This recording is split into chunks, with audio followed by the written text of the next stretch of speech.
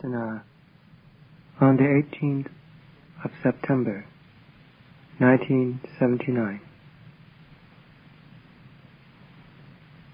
A genuine samana, or a real bhikkhu, is one who is truly intent for truth and Dhamma. During the time of the Lord Buddha and the time following, there was real substance in about 90% of cases. The text describes the various lives and biographies of various savakas. They left home coming from the various classes and castes of people.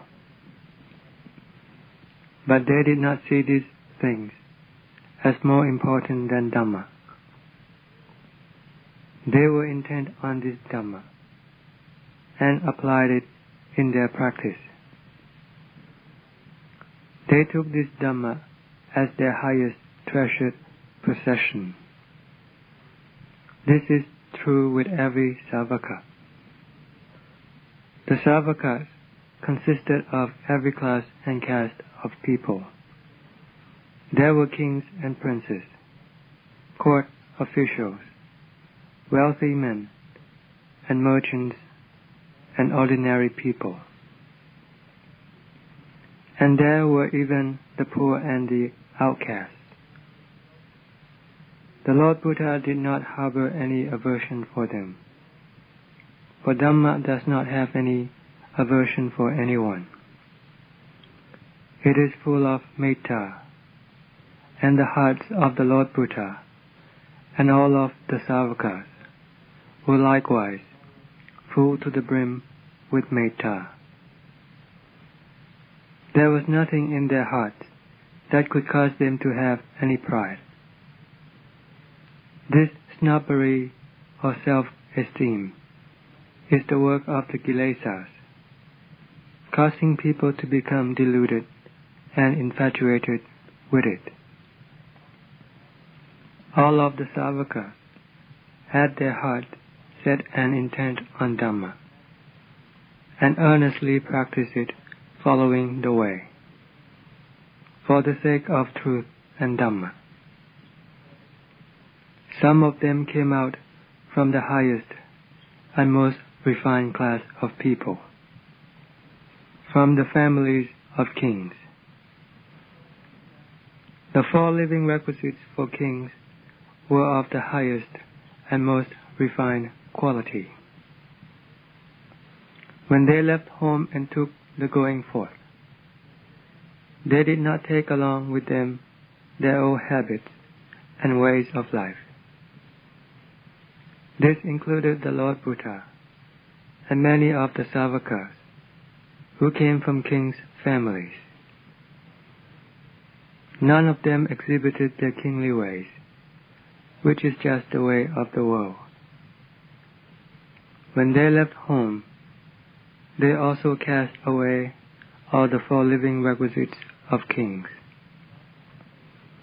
All they had were the 4 requisites of the samana. These 4 living requisites only come about through the faith or sattha of the lay devotees and from the kind-hearted people. They can be in plenty or lacking, very refined or very coarse. It just depends on what people could afford. But all of the savakas were contented with them, because their hearts already went in accordance with Dhamma, even before they had attained to Dhamma.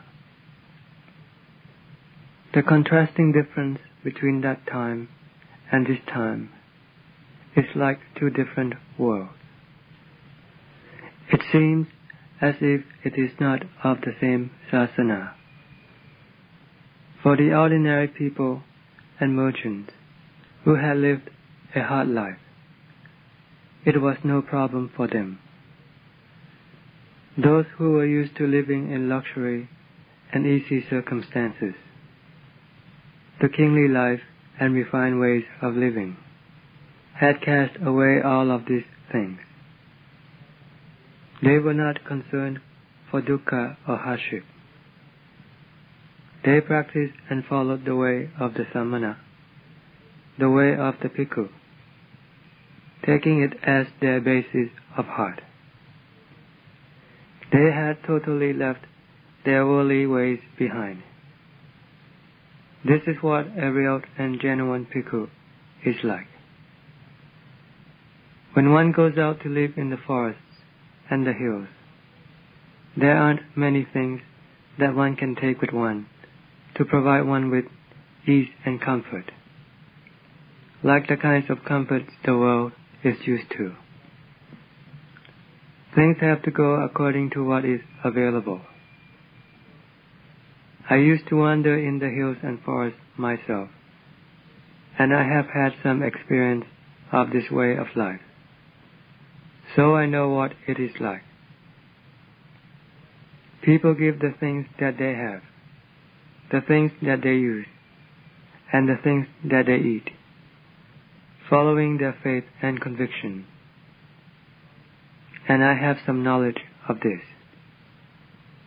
There is a great contrast from living in the town to living in the forest, and this concerns the living requisites. With this much experience, I can already make comparisons with today and the time of the Lord Buddha, and have some idea what it was like for the Savakas. There, the dwelling was usually in the forest, and had to be at least 1 kilometer away from the vicinity of the village or the town.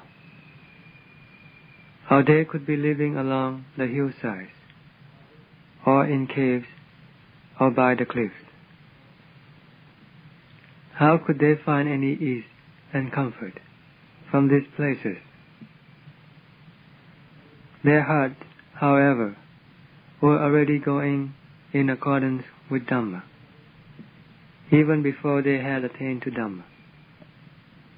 They were seeking and endeavoring for Dhamma, with diligent effort, pure intention, and the heart that goes in the way of Dhamma. This was how they trod the way before they could become our Sanghang Saranang Gacchami. A practitioner of Dhamma must not look up to anyone in such a way as he overlooks the Lord Buddha, the Savaka Sangha, and the Dhamma, the way. One would then not be disappointed. When one is going through dukkha and hardship, one has to take up the Lord Buddha and all of the Savaka Sangha as one's ideal and follow their example. All of them had to undergo a lot of difficulty and hardship. They did not take the easy way out. We have to think in this way, we who are the practitioners, as this can be a reminder serving to arouse our heart to become tough and strong, by depending on the example of those who had been tough and strong, and who had gone before us. In crossing the Vata Samsara, which is a vast, boundless, and massive heap of dukkha, one has to go through a lot of difficulty and hardship, the same way that the Lord Buddha and all of the Savakas did before.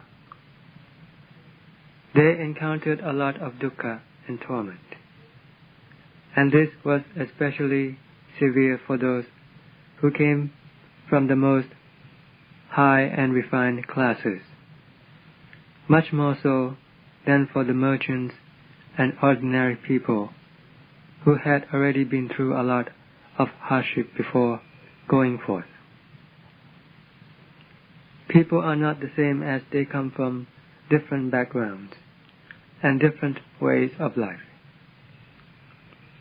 So when they have to change their way of living, there must be dukkha and hardship. But they were not concerned about it. They were only mindful and heedful of the instructions given by the Lord Buddha and the way of attaining to the truth and Dhamma. They totally trusted their lives and took up the truth and the refuges with the teaching of the Lord Buddha. They considered the 4 living requisites, gifts and offerings that the lay people had offered to them as the means of sustaining their lives, so that they could fully exert in their practice the development of the Samana Dhamma, and so that they could attain to the realm free from dukkha.